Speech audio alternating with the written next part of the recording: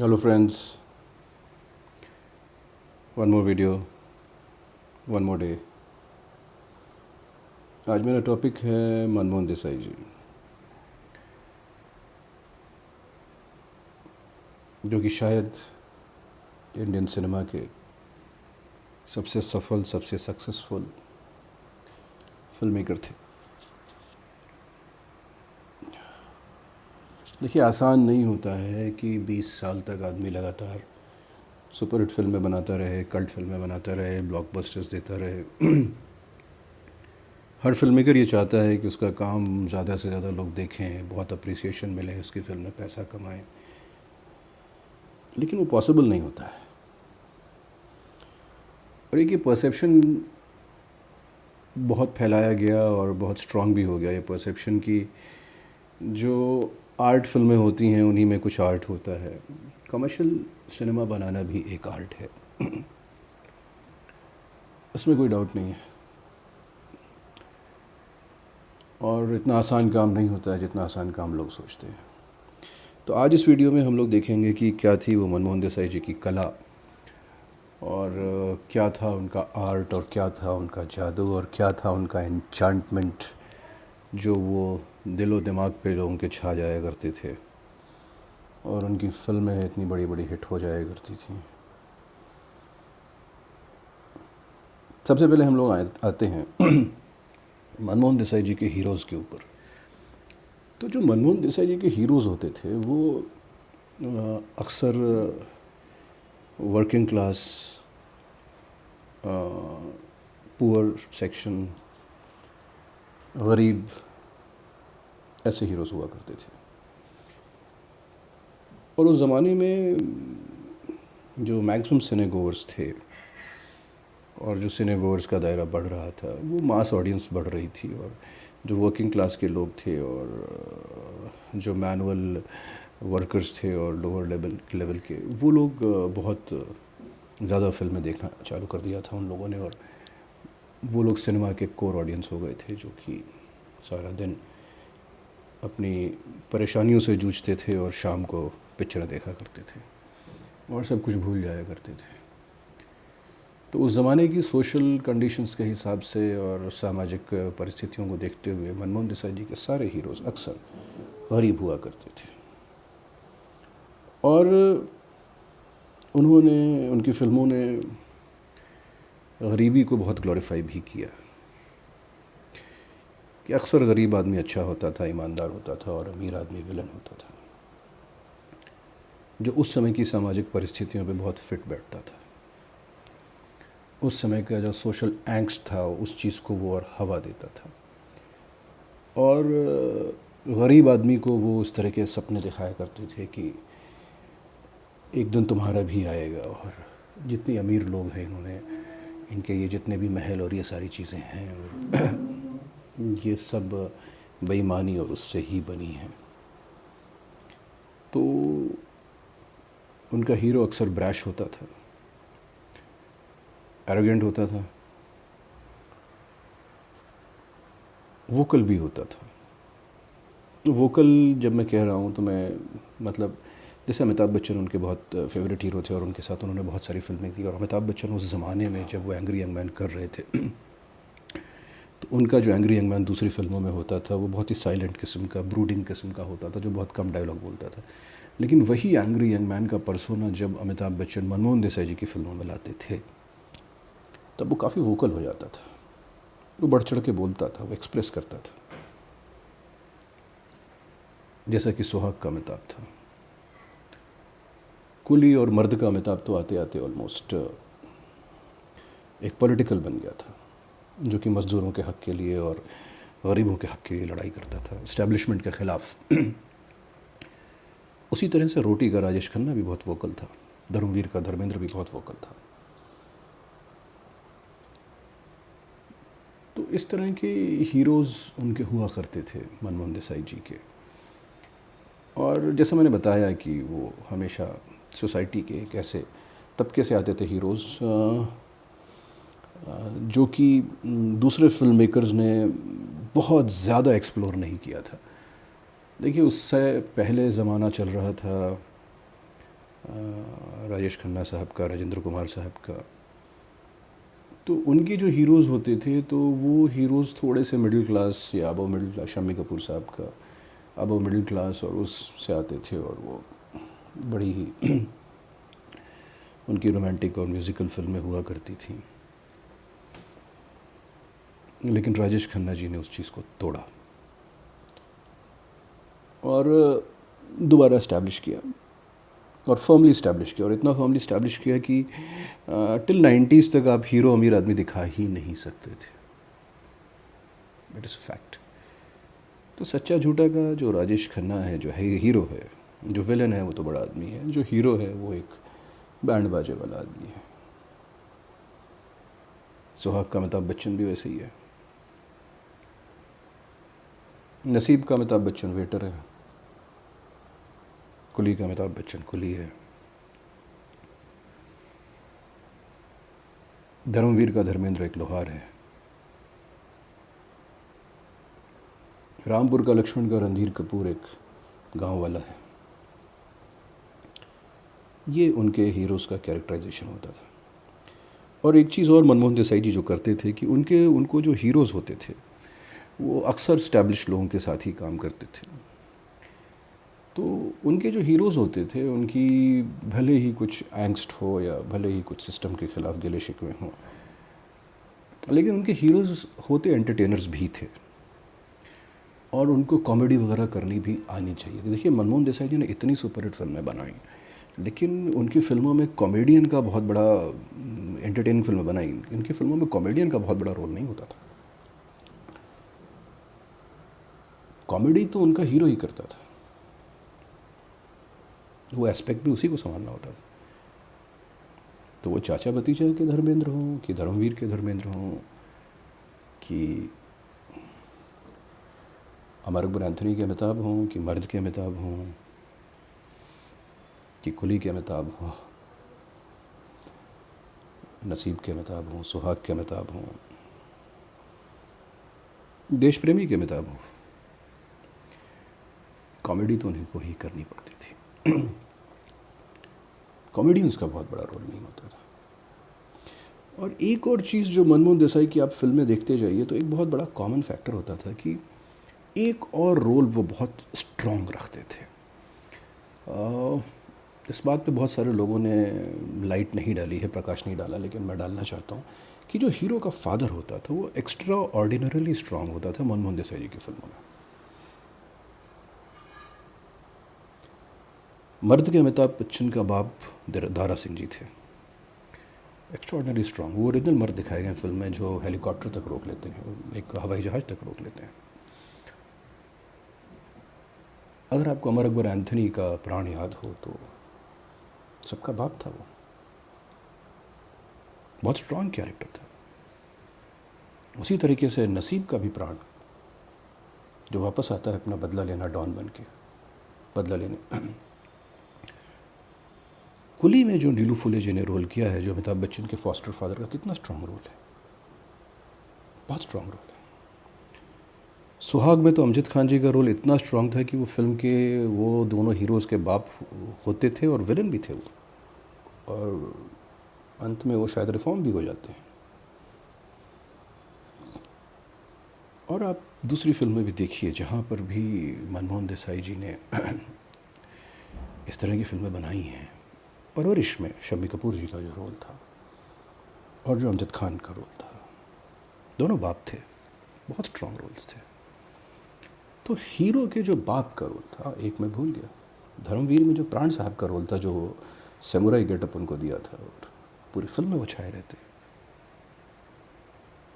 तो हीरो के बाप को मनमोहन देसाई, ये भी उनकी एक आर्ट थी। जो हम कहते हैं ना कि जब कोई आर्ट हम डिकोड कर रहे हैं, या अगर कोई हम माने कि मनमोहन देसाई जी फार्मूलाबाजी किया करते थे, तो उतना आसान काम नहीं होता है, उसके पीछे बड़े सारे फाइनल पॉइंट्स होते हैं। माँ का सेंटिमेंट उनकी हर फिल्म में बहुत ज़बरदस्त होता था।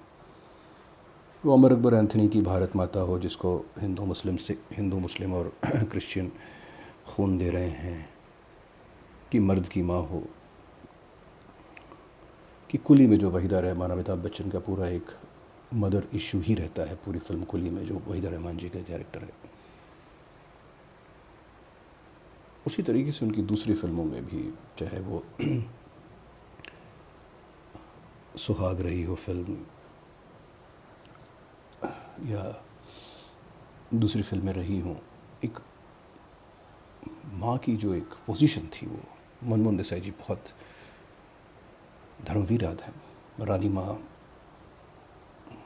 पूरी फिल्म की मेन प्रोटैगनिस्ट थी, वो बहुत स्ट्रांग रखते थे मनमोहन देसाई जी। अब आ जाते हैं मनमोहन देसाई जी के विलन्स के ऊपर। तो मैंने ये पाया कि जैसे जैसे उनकी फिल्म मेकिंग बढ़ती गई, उनकी उनके जो विलन्स होते थे वो कभी एक नहीं होता था। आप सारी फिल्म उनकी देख लीजिए, उनको मल्टीपल विलन्स वो अपनी फिल्मों में रखते थे, और विलन्स में आपस में भी उनके बड़े डिस्प्यूट होते थे। नसीब इसका सबसे बड़ा एग्जाम्पल है। मर्द में भी मल्टीपल विलन्स हैं, कुली में भी मल्टीपल विलन्स हैं, सिर्फ कादर खान साहब नहीं हैं, सुरेश ओबरॉय हैं, ओम शिवपुरी हैं। अमर एंथनी में भी मल्टीपल विलन्स हैं। और विलन्स के बीच में डिस्प्यूट्स का आना, और विलन्स में भी किसी एक कैरेक्टर का, सुहाग में भी आप ऐसे देख सकते हैं, किसी एक कैरेक्टर का थोड़ा ग्रे हो जाना या थोड़ा पॉजिटिव हो जाना, तो उनके विलन्स की भी अपनी एक जर्नी हुआ करती थी, जो भले ही लार्जर देन लाइफ हो या इस तरह की चीज़ें हों। ये भी एक उनकी फिल्मों का एक आप टेम्पलेट बोल सकते हैं। आ जाते हैं मनमोहन देसाई जी के म्यूज़िक पे। उनका म्यूज़िक तो हमेशा बहुत ही सुपरहिट म्यूज़िक था, लेकिन उनका म्यूज़िक ना सिनेमैटिक हुआ करता था, मतलब कहानी के हिसाब से हुआ करता था, और वो कहानी को आगे बढ़ाते थे उनके गाने। एज सच आइसोलेशन में और उसमें उन्होंने शायद बहुत सारे रोमांटिक गाने और इस तरह के गाने नहीं दिए उन्होंने। वो उनके गाने भी आइटम्स होते थे, उन गानों में एक्शन होता था, उन गानों में कॉमेडी होती थी, उन गानों में कहानी आगे चलती थी, उनके कैनवास यूज होते थे, वो कोई स्टोरी का पार्ट अदा करते थे। आप उनके सारे गाने याद कर लीजिए, अमर अकबर एंथनी के जितने भी गाने हैं, my name is Anthony Gonsalves एक कॉमेडी गाना है, एक आइटम है, और भी जितने सारे गाने हैं उनमें कहानी आगे चल रही है, या तीन तीन चार पर चार चार चीज़ें एक साथ दिखाई जा रही हैं। तैयब अली फिर से एक कॉमेडी टाइप का सॉन्ग है, और फिर क्लाइमेक्स का तो जो गाना है वो है ही कि जहाँ पे सब गेटअप्स में आते हैं, और ऋषि कपूर, चार्ली चैपलिन और उस तरह के गेटअप को भी वो करते हैं, जो बाद में नसीब में रिपीट हुआ। तो नसीब के भी जितने गाने आप देखते हैं सब अपने आप में एक आइटम है। कोई वो नॉर्मल एक ऐसा मैं लव सॉन्ग ब्रेक कर लूँ, मेरे हीरो तो ऑडियंस को 5 मिनट का वो दे दूँ, उनकी फिल्मों में ऐसा कुछ होता ही नहीं था। वो सारे गाने उनके एक कहानी का पार्ट होते थे, कहानी को आगे बढ़ाते थे, और वो गाने आइटम्स होते थे जो आप मिस नहीं कर सकते। तो नसीब का जॉन जानी जनार्दन वैसा लविश सॉन्ग तो शायद ही पिक्चराइज हुआ इतने सारे एक्टर्स के साथ। बाद में ओम शांति ओम फिल्म में ये ऐसा एक पिक्चराइज हुआ था सॉन्ग। और नसीब का फिर वो क्लाइमेक्स सॉन्ग रिवॉल्विंग होटल, और जो दूसरे भी सॉन्ग थे, वो एक जो एक 3 लोगों का गाना है, अमिताभ बच्चन, शत्रुघ्न सिन्हा और रीना, वो भी एक शीशे के घर में पूरा उन्होंने पिक्चराइज किया था। और सुहाग के भी सारे गाने सब लोग जानते ही हैं कि कितने, देवी माता का जो एक सॉन्ग है, और उसी तरीके से कुली के सारे गाने अपने आप में एक आइटम हैं, और लेविश हैं, कहानी आगे बढ़ाते हैं, कैरेक्टर को इस्टेब्लिश करते हैं, एंटरटेनमेंट है, लंबू जी टिंगू जी। और वो एक नॉर्मल और उस तरह के गाने कभी वो पिक्चराइज नहीं करते थे कि एक नॉर्मल लव सॉन्ग चला जाऊँ, एक नॉर्मल सैड सॉन्ग चला जाऊँ, वो सारी चीज़ें उनके डिक्शनरी में ही नहीं होती थी। आप धर्मवीर के भी सारे गाने देख लो। और हाँ, ये बात ज़रूर है कि रोटी फिल्म में 1-2 गाने आपको ऐसे लग सकते हैं कि वो उस ज़माने में राजेश खन्ना की वो इमेज हुआ करती थी कि उनके साथ एक तो रोमांटिक गाने और इस तरह की चीज़ें, लेकिन फिर भी वो कोई भी गाने आपको बोरिंग नहीं लगते हैं। कुछ मैसेज है, कुछ आइटम है, कुछ रेन टाइप के सॉन्ग हैं, गोरे रंग पे इतना ना गुमान कर और सच्चा झूठा के भी गाने हमको सब याद हैं। ये उनकी एक स्पेशलिटी होती थी कि उनके गाने इस तरीके के होते थे मनमोहन देसाई साहब के। लॉस्ट एंड फाउंड फार्मूले पे आते हैं जो लोग कहते हैं, और वो कब से चला आ रहा है lost and found formula. Bombay talkies किस्मत से लेकर आज तक, बाहुबली तक लॉस्ट एंड फाउंड ही चल रहा है। मनमोहन देसाई जी को एक्चुअली इस फार्मूले के लिए बदनाम किया गया, उनको नाम नहीं दिया गया। देखिए, लॉस्ट एंड फाउंड एक बहुत ही इमोशनल चीज़ है जो कि शायद वो नॉन इंटरनेट और नॉन कम्युनिकेशन के उस ज़माने में बहुत हुआ करती थी, और कहानियों का बहुत बड़ा बेस था उनकी फिल्मों में। लेकिन सिर्फ अगर हम ये कहें कि लॉस्ट एंड फाउंड होता था तो वो एक गलत बात होती थी। उसका बहुत ही सॉलिड बेस होता था, और कोई ऐसा फिल्म मेकर नहीं है जिसने लॉस्ट एंड फाउंड को नहीं यूज़ किया। यश चोपड़ा जी ने भी वक्त फिल्म में यूज़ किया था। हाँ, मनमोहन देसाई ने उसको एक आर्ट बना दिया था। आगे की फिल्मों में भी उनका लॉस्ट एंड फाउंड तो होता ही होता था। वो भले ही छोटा ट्रैक हो जाए, लेकिन वो बिना लॉस्ट एंड फाउंड के तो उनकी फिल्में नहीं बनती थी। एक और चीज़ मैं बताना चाहता हूँ कि मनमोहन देसाई जी की फ़िल्मों में आगे भी और पीछे भी दो चीज़ों का भी बहुत बड़ा इस्तेमाल होता था। वो था जानवरों का। तो शायद इस वजह से बच्चे भी उनके सिनेमा को लेकर आकर्षित होते थे। आप सबको धर्मवीर का वो बाज़ याद है, फिर वो बाज़ रिपीट हुआ कुली में। मर्द में मखोड़ा भी था और कुत्ता भी था, और उसके अलावा मर्द में एक शेर भी आ जाता है बाद में। और तो इस तरह का वो अपना एक पूरा माहौल बनाते थे कि उसमें वो जानवर भी एक क्या कहेंगे, एक सेंटिएंट बीइंग है जो समझता था कि इंसानों के बीच में क्या हो रहा है और मुझे कब क्या काम करना चाहिए। तो इस तरह की चीज़ें, इनको आप फार्मूलाबाजी कह लीजिए या कोई भी बात कह लीजिए, वो मनमोहन देसाई जी अपनी फ़िल्मों में इंक्लूड करते थे ज़रूर। अच्छा, एक चीज़ और जो उनकी फ़िल्मों में कांस्टेंट रहती थी वो था कि वो रिलीजियस सिंबॉलिज़्म और उसका इस्तेमाल वो खूब किया करते थे। तो वो भले ही शिरडी वाले साईं बाबा हो अमर अकबर एंथनी में, या देवी जी के ऊपर गीत हो सुहाग में या नामड़े, या फिर कुली में वो दरगाह के ऊपर वो सारी बातें हों, और मक्का मदीना के ऊपर इतना अच्छा गाना हो, और हज के ऊपर, और मर्द में वो फिर से देवी माँ के ऊपर वो गाना हो। और मैं उनकी अक्सर फिल्मों में पाया करता था कि वो काफ़ी इस्तेमाल किया करते थे। और रोटी फिल्म में भी उन्होंने इस चीज़ का, रिलीजियस सिंबॉलिज्म का, और वो जो जीसस की सेइंग है कि पहला पत्थर वो मारे जिसने पाप ना किया हो, जो पापी ना हो, ये राजेश खन्ना गाते हैं। और तो वो रिलीजियस सिंबॉलिज्म का भी बहुत यूज़ किया करते थे मनमोहन देसाई। अब इन सारी चीज़ों को, उनके हीरोइंस के बारे में बात करना चाहता हूँ कि उनकी हीरोइंस अक्सर एक अमीर ख़ानदान से आया करती थी, थोड़ी सी ब्रैश होती थी और एरोगेंट होती थी। अमृता सिंह मर्द की, जीनत अमान धर्मवीर की, रत्या अग्निहोत्री कुली की, या तो उस तरह की वो हीरोइंस रखते थे, अक्सर वो पसंद करते थे, या तो फिर वो ऐसे हीरोइंस रखते थे कि जो थोड़ी सी सोसाइटी के नीचे वाले स्ट्रेटा से आती हैं, और वो भी थोड़ा हीरो की ही एक रिफ्लेक्शन रहती हैं। कहने का मतलब वो शायद जेब कतरे भी हो सकती हैं, चोर भी हो सकती हैं, जैसा कैरेक्टर शबाना आज़मी जी ने अमर अकबर एंथनी में, और नीतू सिंह और शबाना आज़मी ने परवरिश में, और रीना रॉय और किम ने नसीब में, और ऐसे फिल्मों में जो किया था, कुली में शोमानंद जी ने भी किया था। और तो वो इस तरह के कैरेक्टराइजेशन पर भी वो मनमोहन देसाई रखते थे। हाँ, मैं ज़रूर कहना चाहता हूँ कि माँ के अलावा हीरोइंस का बहुत बड़ा रोल नहीं होता था। शायद वो मेल डोमिनेटेड या हीरो डोमिनेटेड फिल्में वो ज़्यादा बनाते थे। हालांकि जब मैं उनकी आगे की फ़िल्में देखता हूँ, थोड़ी सी फिल्म बहुत चली नहीं थी, पर लेकिन गंगा जमुना सरस्वती को मैं एक मानता हूँ कि उसमें फ़ीमेल रोल्स बहुत स्ट्रॉन्ग थे, और